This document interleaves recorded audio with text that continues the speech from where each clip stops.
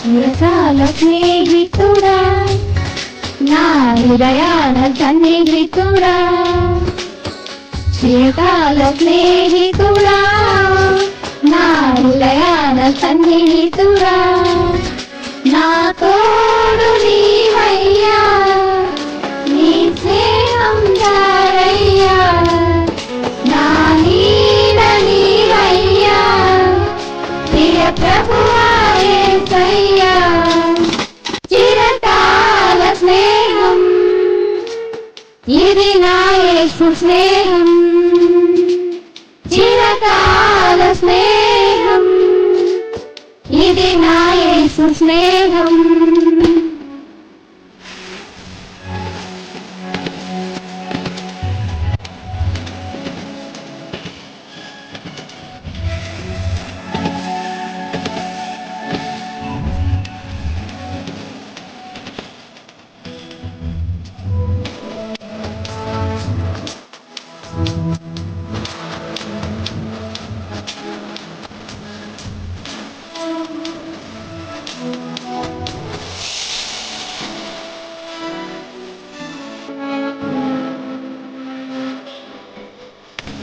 బంధువులు వెలివేసిన వెలివేయని స్నేహం, లోకాన లేనట్టి ఓ దివ్య స్నేహం, నా యేసుని స్నేహం. బంధువులు వెలివేసిన వెలివేయని స్నేహం, లోకాన లేనట్టి ఓ దివ్య స్నేహం, నా యేసుని స్నేహం. చిరకాల స్నేహం ఇది నా యేసు స్నేహం, చిరకాల స్నేహం ఇది నా యేసు స్నేహం.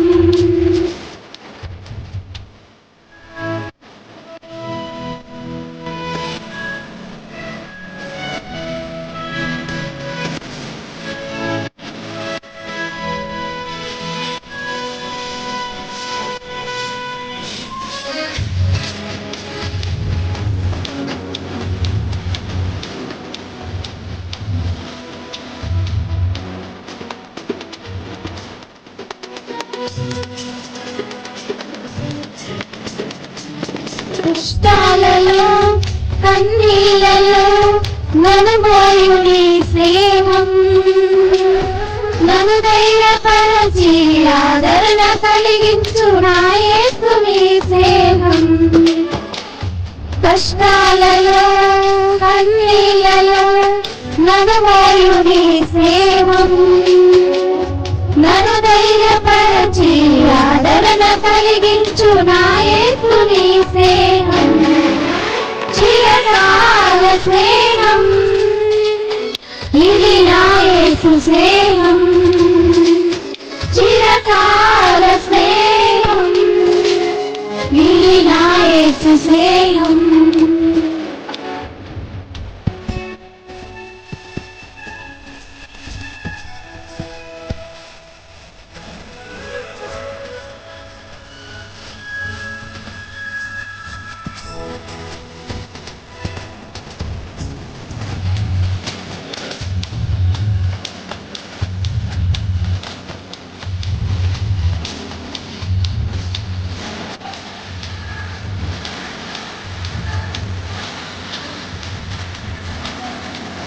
నిజమైనది విలువనిది ప్రేమించు నీ స్నేహం, కలువరిలో చూపిన సిలువ స్నేహం, నా యేసుని స్నేహం. నిజమైనది విలువనిది ప్రేమించు నీ స్నేహం, కలువరిలో చూపిన సిలువ స్నేహం, నా యేసుని స్నేహం.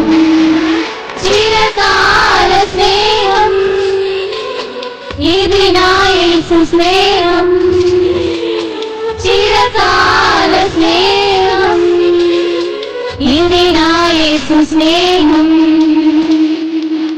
చిరకాల స్నేహితుడా, నా హృదయాన సన్నిహితుడా, చిరకాల స్నేహితుడా నా హృదయాన సన్నిహితుడా నా తోడు నీవయ్యా నీ స్నేహం చాలయ్యా నా నీడ నీవయ్యా ప్రియ ప్రభువా యేసయ్యా చిరకాల స్నేహం ఇది నా యేసు స్నేహం చిరకాల స్నేహం ఇది నా యేసు స్నేహం. ஆண்டவராகிய இயேசு கிறிஸ்துவின் நாமத்தினாலே உங்களுக்கு வாழ்த்துக்களை தெரிவிக்கிறேன். வாங்க இன்றைக்கு நாம் யாவரும் சேர்ந்து கர்த்தருடைய வார்த்தையை தியானிக்கலாம்.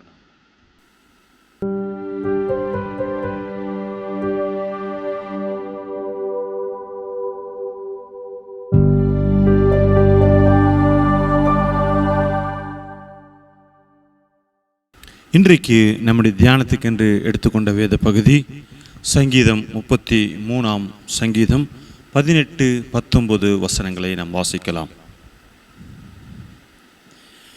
தமக்கு பயந்து தமது கிருபைக்கு காத்திருக்கிறவர்களின் ஆத்துமாக்களை மரணத்துக்கு விலக்கி விடுவிக்கவும் பஞ்சத்தில் அவர்களை உயிரோடு காக்கவும் கர்த்தருடைய கண் அவர்கள் மேல் நோக்கமாயிருக்கிறது.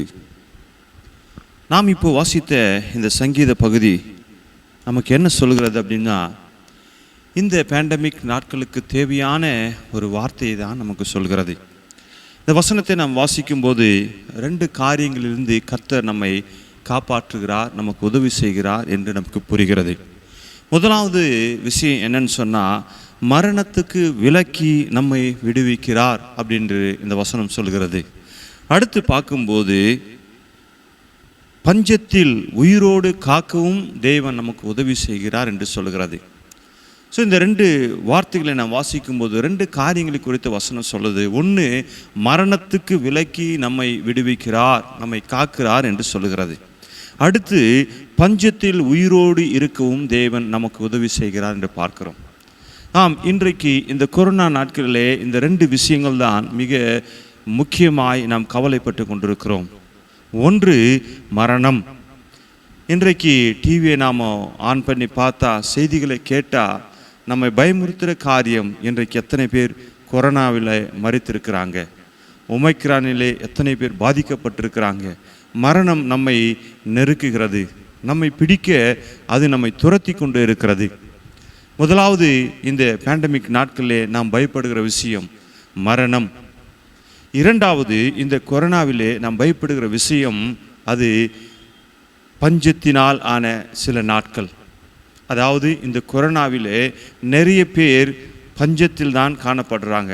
உதாரணத்துக்கு, வேலைகள் இழந்த சூழ்நிலை, சம்பளம் முழுசாய் கிடைக்கவில்லை, இருக்கிறது வைத்து கொண்டு அட்ஜஸ்ட் பண்ண வேண்டும். இப்படி ஒரு பஞ்சத்தில் இருக்கிற நாட்களைப் போல இந்த காலங்களிலே நாம் காணப்படுகிறோம்.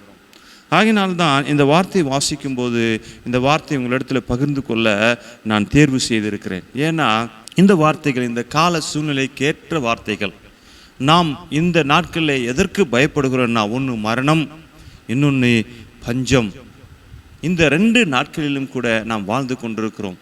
இப்படிப்பட்ட காலத்திலே தேவனுடைய வார்த்தை நமக்கு என்ன சொல்கிறது?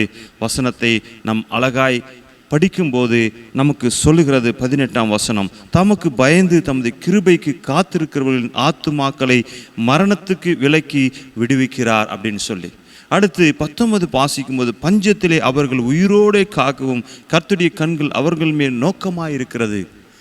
பிரியமானவர்களே, இந்த 2 வசனத்திலே ஆண்டவர் நமக்கு 2 விதமான வாக்குகளை சொல்லியிருக்கிறார், 2 விதமான ஆசீர்வாதங்கள். முதலாவது, மரணத்துக்கு விலக்கி நம்மை காக்கிறவர்.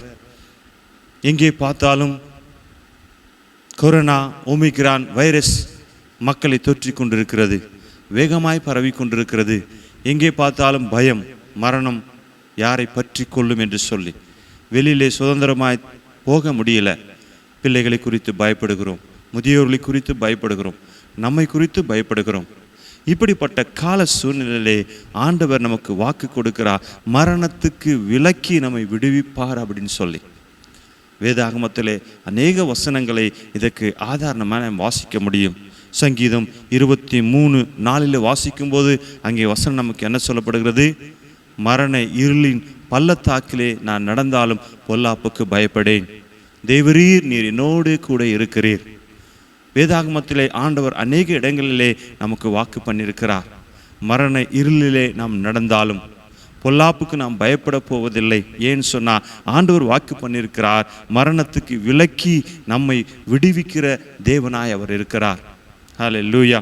வேதாகமத்திலே அப்படி சொல்லக்கூடிய தைரியமான ஒரு மனுஷன் யாருன்னா, நீயும் நானும் ஆராதிக்கிற நம் ஆண்டவராகிய இயேசு கிறிஸ்து. ஏன்னு சொன்னால் அவரே ஜீவன், மரணத்தை ஜெயித்தவர் அவர். 1 கொரிந்தியர் 15:55 வசனத்திலே வாசிக்கும் போது அங்கே வசனம் சொல்கிறது, மரணத்தை பார்த்து ஆண்டவர் கேலி செய்கிறார். மரணமே உன் கூரெங்கே, பாதாளமே உன் ஜெயம் எங்கே என்று சொல்லி மரணத்தை பார்த்து கேலி செய்கிற ஒரு மனுஷனாய் இயேசு கிறிஸ்து இருக்கிறார். ஏன் என்று சொன்னால் அவருக்குள்ளே மரணம் ஜெயிக்க முடியவில்லை. ஏன்னா அவர் தான் ஜீவனாக இருக்கிறார். அவர் வாழ்ந்த நாட்களில் சொன்னார், நானே வழியும் சத்தியமும் ஜீவனுமாக இருக்கிறேன் என்று சொல்லி. ஆகினாலே இந்த கொரோனா நாட்களிலே பயந்து கொண்டிருக்கிற நம்மை பார்த்து ஆண்டவர் சொல்கிறார், தம்மை பயப்படுகிற பிள்ளைகளுக்கு, தேவனிடத்தில் காத்திருக்கிற மக்களுக்கு நான் என்ன பண்ணுவேன்னா, முதலாவது மரணத்துக்கு விலக்கி விடுவிப்பேன்.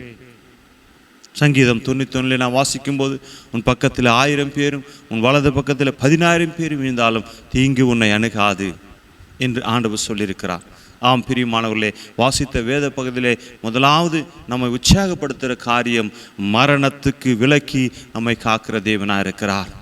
ஆண்டவர் நம்மோடு கூட இருந்து மரணத்துக்கு விலக்கி நம்மை காத்து நம்மை வழிநடத்துகிற ஆண்டவராக இருக்கிறார்.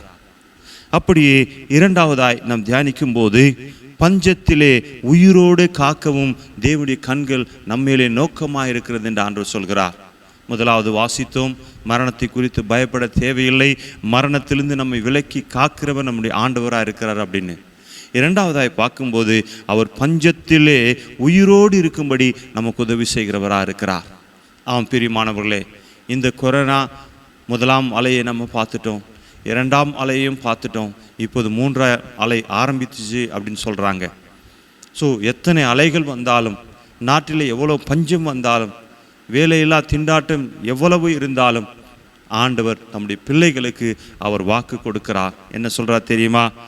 பஞ்சத்தில் உயிரோடு காக்கும்படி ஆண்டவருடைய கண்கள் நம்மேல நோக்கமாக இருக்கிறதா. ஹல்லேலூயா. ஆம் பிரியமானவர்களே, இப்படிப்பட்ட எத்தனை கொரோனாக்கள் நமக்கு எதிராக வந்தாலும் எல்லாவற்றிலிருந்து நம்முடைய பஞ்ச காலத்திலே நமக்கு உதவி செய்யும்படிக்கு, ஆண்டவர் நம்மை உயிரோடு வைக்கும்படிக்கு அவருடைய கண்கள் நம்மேலே நோக்கமாக இருக்கிறது. நமக்காக அவர் அக்கறை உள்ள தேவனாக இருக்கிறார். வேதாகமத்தில் பார்க்கும்போது அநேக பஞ்சங்கள் உண்டாயிருந்தது, ஆனால் தேவன் அவர்களை எப்படியெல்லாம் காத்தார். யோசேப்பின் நாட்களிலே தேசமெங்கும் கொடிய பஞ்சம் உண்டான போது, சாப்பிடுவதற்கு உணவில்லாமல் அநேக நாடுகள் தத்தளித்த போது, யோசேப்புக்கு ஆண்டவர் ஞானத்தை கொடுத்து, தரிசனங்களை கொடுத்து, பஞ்ச காலத்திலே தன்னுடைய இஸ்ரவேல் ஜனங்களையும் தன் தேச மக்களையும் காப்பாற்றுவதற்கு அவனுக்கு ஆண்டவர் ஒரு வழியை, சிறந்த ஆலோசனை கொடுத்தார். உலகமெங்கும் பஞ்சத்திலே கஷ்டப்பட்ட போது கூட யோசேப்பும் அவனுடைய சகோதரர்களும் அவனுடைய தேசத்தார் யாவரும் எந்த குறையில்லாமல் திருப்தியாய் அவர்கள் வாழ்ந்தார்கள். ஆம், நீயும் நானும் ஆராதிக்கிற ஆண்டவர் தம்முடைய பிள்ளைகளை குறித்து அவர் அக்கறை உள்ளவராக இருக்கிறார். எப்படிப்பட்ட பஞ்சம் உலகத்தில் வந்தாலும் நியூஸ் பேப்பரை பார்த்து பயப்படாதீங்க, செய்திகளை பார்த்து பயப்படாதீங்க. ஆண்டவர் சொல்கிற வசனத்தை கேளுங்க. ஆண்டவர் சொல்கிறார், பஞ்சத்திலே உயிரோடு இருக்கும்படி அவர்களை காக்கும்படிக்கு என் கண்கள் அவர்கள் மேல் நோக்கமாக இருக்கிறது. நீங்கள் நினைக்கலாம், என்னை பார்க்குறதுக்கு வேறு யாரும் இல்லை, என் அம்மா அப்பா எனக்கு கிடையாது, என் உறவினர்கள் கிடையாது, எனக்கு நண்பர்கள் கிடையாது, இந்த பஞ்சத்தில் நான் எப்படி சர்வை பண்ணுறது என்று கலங்கி கொண்டிருக்கலாம். ஆனால் உன்னையும் என்னையும் சிருஷ்டித்து ஆண்டவர் சொல்கிறார், பஞ்ச காலத்தில் உயிரோடு இருக்கவும் உன்னை காக்கும்படிக்கு அவருடைய கண்கள் உண்மையில் நோக்கமாக இருக்கிறது. ஆம் பிரியமானவர்களே, ஆண்டவர் வாக்கு கொடுக்கிறார். சங்கீதம் 37 சங்கீதம் 19வது வசனத்தை நாம் ஒரு விஷயம் கூட வாசிக்கலாம். அவர்கள் ஆபத்து காலத்திலே வெட்கப்பட்டு போகாதிருந்து பஞ்ச காலத்திலே திருப்தி அடைவார்கள். தேவனுடைய வாக்கு நமக்கு அருளப்பட்டிருக்கு. அவர்கள் ஆபத்து காலத்திலே வெட்கமடையாது போகாதபடிக்கு பஞ்ச காலத்திலே திருப்தி அடைவார்கள். நீயும் நானும் ஆராதிக்கிற தேவன் எப்போதும் நம்மை திருப்திப்படுத்துகிற ஆண்டவராக இருக்கிறார். அது பஞ்ச காலமானாலும் நல்ல நாட்களானாலும். சிறந்த ஒரு உதாரணம் இந்த இடத்துல வாசிக்கும் போது, பஞ்ச காலத்திலும் நம்மை திருப்தியாக்குகிறார். பஞ்ச காலத்திலே ஏதோ கொஞ்சம் கொஞ்சம் சாப்பிட்டு உயிர் வாழ்கிறதை நாம் பார்க்கிறோம். ஆனால் பஞ்ச காலத்திலும் தேவன் தம்முடைய பிள்ளைகளை திருப்தியாக்குவேன் என்று வாக்கு கொடுக்கிறார். ஆம் பிரியமானவர்களே, இந்த கொரோனா நாட்களிலே நம்ம எதிர்நோக்கி கொண்டிருக்கிற, நம்ம அச்சுறுத்துகிற காரியம் 2. வேலை சரியாய் கிடைக்கவில்லை, ஊதியம் சரியாய் கிடைக்கவில்லை, மறுபடியும் லாக்டவுன் போடுவார்கள்னு சொல்கிறாங்க. நாம் எப்படி சாப்பிடுவது, எப்படி வாடகை கட்டுவது, எப்படி சர்வை பண்ணுவது என்று கவலைப்பட்டு கொண்டிருக்கிறோம். ஆண்டவர் வாக்கு கொடுக்கிறார். சங்கீதம் 37:19 அவர்கள் ஆபத்து காலத்திலே வெட்கப்பட்டு போகாதிருந்து பஞ்ச காலத்திலே திருப்தி அடைவார்கள். பஞ்ச காலத்திலே திருப்தி ஆக்குகிற ஆண்டவர் நம்முடைய ஆண்டவர். நாம் யாராயிருக்கிறோம் தெரியுமா? ராஜாக்களின் பிள்ளைகள். ஆகினால்தான் வசனம் சொல்லுகிறது, சிங்கக்குட்டிகள் தாழ்ச்சியடைந்து பட்டினியா இருக்கும், கர்த்தரை தேடுகிறவர்களுக்கோ ஒரு நன்மையும் குறைவுபடாது என்று வசனம் சொல்கிறது. நாம் இதுவரைக்கும் ஆண்டவர் நமக்கு கொடுத்த வாக்குத்தத்தங்களை எண்ணி நாம் மகிழ்ச்சியா இருக்கிறோம். ஆண்டவர் நமக்கு சொன்னார், மரணத்துக்கு விலக்கி உங்களை விடுவிப்பேன் என்று சொல்லி, அடுத்து பஞ்சத்துக்கு உங்களை காக்கவும் நான் செய்வேன் என்று ஆண்டவர் சொல்லியிருக்கார். மரணத்துக்கு விலக்கி காப்பார், பஞ்சத்திலிருந்து நம்ம விடுவிப்பார். தேவன் எப்பொழுதும் நமக்கு ஒரு வாக்குத்தத்தம் கொடுக்கும்போது அதோடு கூட சேர்ந்து நமக்கு சில நிபந்தனைகளை கொடுக்கிறவராக இருக்கிறார். அதாவது, நீங்கள் இதை செய்தால் உங்களுக்கு இந்த ஆசீர்வாதம் கிடைக்கும் என்று சொல்லி. இந்த வசனத்தை கூட நான் தியானிக்கும் போது எனக்கு 2 காரியங்கள் இதில் புரிகிறது. அவைகளை உங்கள் மத்தியில் பகிர்ந்து கொள்ளும்படி வாஞ்சிக்கிறேன். இந்த 2 வசனங்களிலே ஆண்டவர் நம்மிடத்தில் என்ன எதிர்பார்க்கிறார், என்ன செய்ய அவர் விரும்புகிறார் அப்படின்னு பார்க்கும்போது, முதலாவது வசனம் சொல்லுகிறது, கர்த்தருக்கு பயந்து அப்படின்னு சொல்லி வசனத்திலே நாம் வாசித்தோம். அதாவது, தேவன் நமக்கு எப்போதும் நம்மை மரணத்திலிருந்து பாதுகாக்கவும் பஞ்ச காலத்திலும் நம்மை போஷிக்க வேண்டும் அப்படின்னு சொன்னால் நம்ம தேவனுக்கு பயந்து இருக்கிற வேண்டும். ஆகினால்தான் அந்த வசனம் மிக தெளிவாக சொல்லுகிறது, தமக்கு பயந்து என்று சொல்லப்படுகிறது. ஆம் பிரியமானவர்களே, தேவனுடைய ஆசீர்வாதங்கள் எல்லாம் வாசிக்கும் போது நமக்கு மகிழ்ச்சியாக இருக்கும். இது எனக்குள் வந்து பலித்தால் நலமாக இருக்கும் என்று சொல்லி நாம் எதிர்பார்ப்போம். நல்லது நமக்கு தரதான் அவர் அங்கே வார்த்தைகளை சொல்லியிருக்கிறார். நிச்சயமாகவே நம்மை மரணத்துக்கு விலக்கி விடுவிக்கிற ஆண்டவராக இருக்கிறார். ஆனால் இந்த ஆசீர்வாதங்கள் நாம் பெற்றுக்கொள்ள வேண்டும் என்றால் நாம் என்ன செய்ய வேண்டும்? தேவனுக்கு பயந்து நாம் வாழ வேண்டும். நம்முடைய இஷ்டத்தின்படி, நம்முடைய விருப்பத்தின்படி, பாவத்திலும் நம் கண் போன போக்கிலே போய், நம் கால் விரும்பின இடத்துக்கு நாம் போய், உலக பிரகாரமாய் சிற்றின்பங்களிலே நாம் வாழ்வோம் என்று சொன்னால் ஆண்டவர் நம் ஆத்துமாவை மரணத்துக்கு காப்பாற்றுவது கஷ்டம். யாருக்கு இந்த வார்த்தை பொருந்தும்? யாருக்கு ஆண்டவர் இந்த மரணத்திலிருந்து விலக்கி விடுவிப்பார் அப்படின்னு சொல்லியிருக்குது அப்படின்னா, தெளிவாய் சொல்லப்பட்டிருக்கு, தேவனுக்கு பயந்து இருக்கிற பிள்ளைகள். ஆம், ஆண்டவருடைய ஆசீர்வாதத்தை நாம் பெற்றுக்கொள்ள வேண்டும் என்றால் முதலாவது இந்த வசனத்திலே நாம் வாசிக்கும் போது நம் ஆண்டவருக்கு பயந்து வாழ வேண்டும், தேவனுக்கு பயந்து நாம் ஜீவிக்க வேண்டும். ஆம் பிரியமானவர்களே, இன்றைக்கு கூட நாம் ஆண்டவருக்கு பயந்து வாழ நாம் முடிவு பண்ண வேண்டும். ஆண்டவருக்கு பயந்து நடக்கும்போது தான் நாம் தேவனுடைய ஆசீர்வாதங்களை பெற்றுக்கொள்ள முடியும். அதை தவிர்த்து ஆண்டவருக்கு இஷ்டமில்லாத வாழ்க்கை வாழ்ந்து ஆண்டவருடைய பயம் இல்லாமல் நம்ம சித்தத்தின்படி நாம் செய்வோம் அப்படின்னா, நாம் விருப்பத்தின்படி நாம் நடந்து கொள்வோம் என்றால் ஆண்டவர் நம்மை காப்பாற்றுவது மிகவும் கடினம்.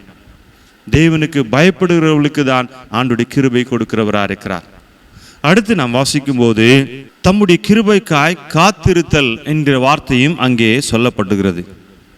வசனம் அழகா சொல்லுது, தமக்கு பயந்து தமது கிருபைக்காய் காத்திருக்கிறவர்கள். முதலாவது வாசித்தோம் தேவனுக்கு பயப்படுகிறவர்கள். அடுத்து வாசிக்கும் போது தம் கிருபைக்காய் காத்திருத்தல். தேவ சமூகத்தில் எப்போதும் நாம் காத்திருக்கிறவர்களாக இருக்க வேண்டும். தேவ சமூகத்தில் காத்திருக்கும் போது தான் ஆண்டவருடைய ஆசீர்வாதம் நமக்கு கிடைக்கும். அநேகர் நினைக்கிறாங்க உடனே நடக்கணும் அப்படின்னு சொல்லி. ஆனால் ஆண்டவர் சமூகத்தில் எல்லாத்துக்கும் ஒரு காலம் உண்டு. பிரசங்கியில் வாசிக்கும் போது அவர் சொல்கிறார், நடுவதற்கு ஒரு காலம் உண்டு, அறுவடை செய்வதற்கு ஒரு காலம் உண்டு, அழுவதற்கு ஒரு காலம் உண்டு, சந்தோஷமாக இருப்பதற்கு ஒரு காலம் உண்டு அப்படின்னு. அதினதின் காலத்திலே நேர்த்தியாய் செய்கிற ஆண்டவர் தான் நம்முடைய ஆண்டவர். உடனே அரிசியை நாம் பானையில் போட்டு உடனே அதை சோறாக நாம் வடிக்க முடியாது. அது சோறாகனா கொஞ்ச நேரம் காத்திருக்கணும், வேக வைக்க வேண்டும். அது போல தான் ஆண்டவர் சமூகத்தில் அவருடைய கிருபைக்காய் நாம் காத்திருக்க வேண்டும். வசனம் அழகாய் சொல்கிறது, கர்த்தருக்கு காத்திருக்கிறவர்களோ கழுகை போல புது பலனடைந்து சேட்டைகளை அடித்து உயரே எழும்புவார்கள் அப்படின்னு. இது யாருக்கு கிடைக்கும் அப்படின்னா, முதலாவது தேவனுக்கு பயப்படுகிற மக்களுக்கு, இரண்டாவது தேவனுடைய கிருபைக்காய் காத்திருக்கிறவர்களுக்கு. நாம் ஆண்டவர் சமூகத்திலே காத்திருக்க பழக வேண்டும். காத்திருத்தல் என்பதுடைய ஆவிக்குரிய அர்த்தம் என்ன தெரியுமா? ஜெபத்திலே தரித்திருப்பது. நாமும் தேவ சமூகத்திலே ஜெபத்திலே தரித்திருக்க வேண்டும். சோர்ந்து போகாமல் ஜெபிக்க வேண்டும். ஆண்டவர் சமூகத்திலே அமைதியாய் நாம் காத்திருக்கும் போது தேவன் நம்மை மரணத்துக்கு விலக்கி விடுவிக்கிறார். நம்முடைய பஞ்ச நாட்களிலே நாம் உயிரோடு இருக்கும்படி அவர் நம்மை திருப்தி ஆக்குகிறார். ஆகினாலே இந்த இரண்டு விதமான காரியங்களை நாம் கட்டளையாய் இந்த வேத பகுதியிலே பார்க்க முடிகிறது. தேவனுடைய ஆசீர்வாதம் பெற்றுக்கொள்ளணும்னா நம் ஆண்டவருக்கு பயப்படணும், ஆண்டவர் சமூகத்திலே காத்திருக்கணும். இப்படி நீங்கள் ஆண்டவருக்கு பயந்து ஆண்டவருடைய கிருபைக்காய் நீங்கள் காத்திருந்தால் தேவன் அதற்கு பதிலாய் அவர் நம்மில் அன்பு செலுத்துகிறவராக இருக்கிறார். அடுத்த ஒரு வசனத்தை வாசிக்கும் போது அவர் நம்மிலே நோக்கமாயிருப்பார் அப்படின்னு சொல்லப்படுகிறது.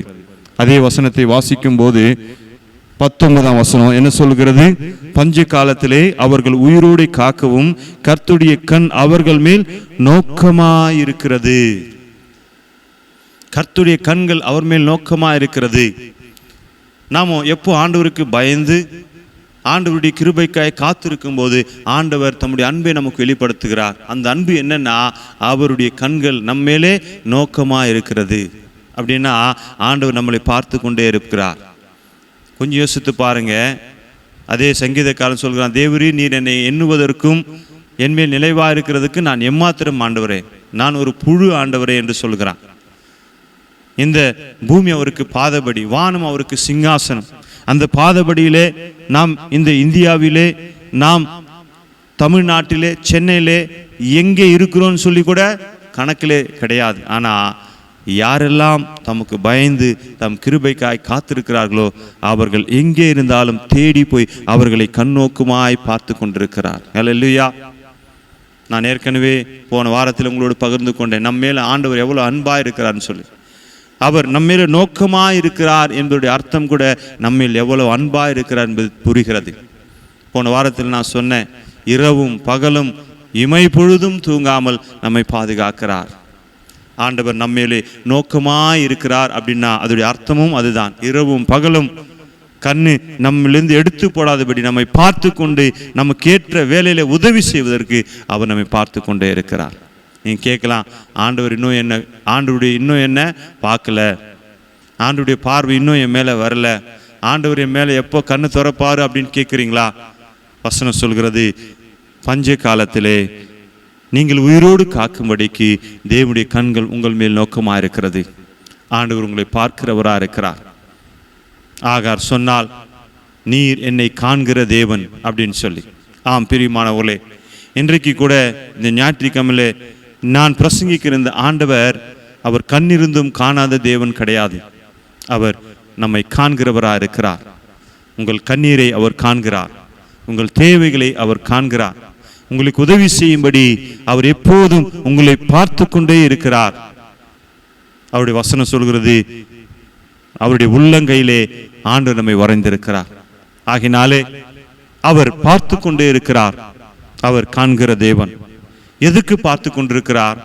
ஏன் நம்ம மேல நோக்கமா இருக்கிறார் அப்படின்னா, மரணத்துக்கு நம்மை விலக்கி எந்த நேரத்தில் எது எப்படி நடக்குமோ, எந்த ஆபத்து நமக்கு நேரிடுமோ என்று சொல்லி அவர் 24 hours நம்மை பார்த்து கொண்டே இருக்கிறார். எந்த சமயத்தில் எந்த நேரத்தில் நமக்கு உணவு கொடுக்க வேண்டும் என்று சொல்லி 24 மணி நேரம் அவர் பார்த்து கொண்டே இருக்கிறார். எதுக்கு நம்ம மேல் நோக்கமா இருக்கிறார்னா, வசனம் சொல்லுகிறது, மரணத்துக்கு விலக்கி விடுவிக்கவும் பஞ்சத்திலே உயிரோடே காக்கவும். இந்த ரெண்டு காரியம் இந்த வசனத்தில் வாசித்தோம். மரணத்திலிருந்து விலக்கி விடுவிக்கவும் பஞ்ச காலத்தில் உங்களுக்கு உணவு கொடுப்பதற்காக அவர் உங்கள் மேலே நோக்கமாயிருந்து உங்களை பார்த்து கொண்டிருக்கிறார். நிச்சயமாகவே ஆண்டவர் உங்கள் தேவையை சந்தித்து உங்களை ஆசீர்வதிப்பாராக. நாம் யாரும் கண்களை மூடி செபிக்கலாம். அன்பின் பரலோக பிதாவே, நாங்கள் வாசித்த இந்த வார்த்தையின்படி கர்த்தாவே, நீர் எங்களுக்கு 2 விதமான ஆசீர்வாதங்களை கொடுத்திருக்கிறீங்க. ஒன்று, நீர் எங்கள் ஆத்துமாவை மரணத்திலிருந்து விலக்கி மீட்கிற தேவனாக இருக்கிறீர். இரண்டாவது, எங்களுடைய பஞ்ச நாட்களிலே நாங்கள் உயிரோடு இருக்கும்படி எங்களுக்கு உணவு கொடுக்க நீர் எங்கள் மேல் நோக்கமாக இருக்கிறீர். ஆம் ஆண்டவரே, இந்த 2 விதமான ஆசீர்வாதங்களை நாங்கள் பெற்றுக்கொள்ள நீர் எங்களுக்கு விதித்த கட்டளையின்படி நாங்கள் உமக்கு பயந்து ஆண்டவரே, உம்முடைய கிருபைக்காய் காத்திருக்க எங்களுக்கு கற்றுத்தாரும். உம்முடைய ஆசீர்வாதங்களை பெற்றுக்கொள்ள எங்களுக்கு உதவி செய்யும். இயேசு கிறிஸ்துவின் நாமத்தில் ஜெபிக்கிறோம் பிதாவே, ஆமென். என் ஆத்துமாவே கர்த்தரை ஸ்தோத்திரி, என் முழு உள்ளமே அவர் பரிசுத்த நாமத்தை ஸ்தோத்திரி.